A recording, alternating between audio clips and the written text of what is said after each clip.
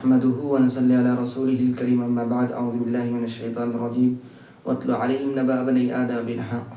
إذ قربا قربانا فتقبل من أحدهما ولم يتقبل من الآخر قال لأقتلنك قال إنما تقبل الله من المتقين. معزز ناظرین کرام، ابھی ذی الحجہ کا مہینہ چل رہا ہے اور چند ہی دنوں میں ہمارے سامنے قربانی کے ایام آنے والے ہیں۔ اسی مناسبت سے میں نے سوچا کہ قربانی کے موضوع پر چند مسئلے کی جو وضاحت آپ کے سامنے کر دوں، مختصر ویڈیو میں آپ ضرور سماعت فرمائیں۔ سب سے پہلے تو یہ کہ کیا یہ قربانی والا عمل صرف اس امت میں ہی ہے یا پھر اگلی امتوں میں بھی اللہ تبارک و تعالیٰ نے موقع محل کے اعتبار سے قربانی کا جو حکم فرمایا تھا؟ چنانچہ خطبے کے درمیان میں نے آپ حضرات کے سامنے جو قرآن کریم کی تلاوت کی، اس آیت کے اندر اللہ تبارک و تعالیٰ نے نبی کریم جناب محمد رسول اللہ صلی اللہ علیہ وسلم کو یہ فرما رہے ہیں کہ نبی جی آپ تلاوت کیجئے، آپ پڑھ سنائیے آدم کے ان دو بیٹوں کا واقعہ، اذ قربا، کہ جس وقت اذ قربا قربانا، کہ ان دونوں بھائیوں نے جس وقت قربانی کو پیش کیا اللہ کے حضور، فتقبل من احدہما، تو ان دونوں میں سے ایک کی طرف سے قربانی کو قبول کی گئی، ولم یتقبل من الآخر، اور دوسرے کی طرف سے قربانی قبول نہیں کی گئی۔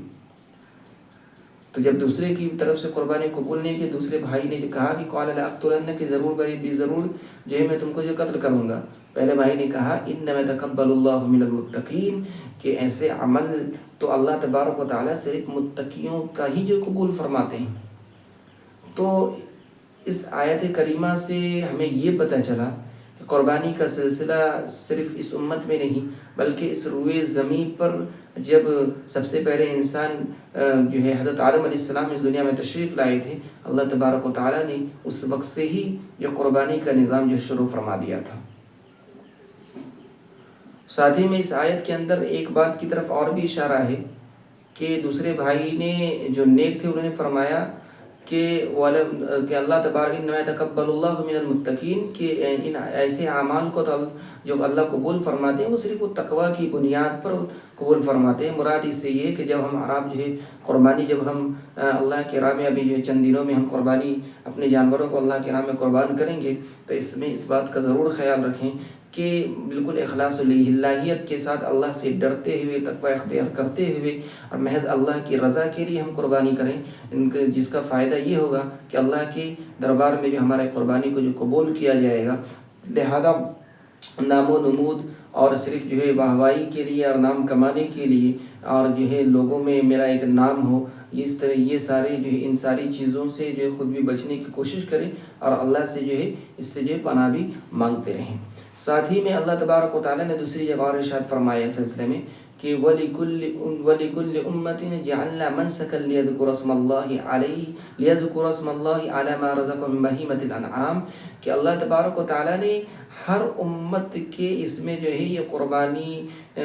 کا جو حکم نازل فرمایا، وہ اللہ فرماتا ہے مَنْسَكًا لِيَذْكُرَ اسْمَ اللَّهِ عَلَيْهِ، کہ تم جو ہے جو اللہ تبارک و تعالیٰ نے جانور چوپائے تم کو بطور رزق دیا ہے، اس پر تم اللہ کا نام جو ہے لو۔ تو یہ بھی ٹھیک اسی طریقے سے جس طریقے سے روزے کے سلسلے میں اللہ نے فرمایا تھا یا ایھا الذین آمنوا کتب علیکم الصیام کما کتب علی الذین من قبلکم لعلکم تتقون، کہ ایمان والو صرف تم پر ہی روزے فرض نہیں کیے گئے بلکہ اگلی امتوں پر جو جس طریقے اگلی جو تم سے پہلے سابقہ امتیں جو گزر چکی ہیں ان پر جو ہے ان پر بھی جو روزے جو ہے فرض کیے گئے تھے اور ان کے یہاں بھی جو ہے روزے کا حکم تھا۔ ٹھیک اسی طریقے سے اللہ تبارک قربانی کے سلسلے نے فرمایا کہ وَلِكُلِّ أُمَّةٍ جَعَلْنَا مَنْسَكًا، کہ اللہ تبارک و تعالیٰ نے ہر امت کے لیے جو ہے یہ قربانی کا حکم اللہ تبارک و تعالیٰ نے جو اتارا تھا۔ یہ بات ہو گئی قربانی کے سلسلے میں۔ اب دوسری اہم بات اور اس موضوع پر ایک مسئلے کی اور وضاحت کرتا چلوں، اس کے بعد میں اپنی بات کو ختم کروں گا،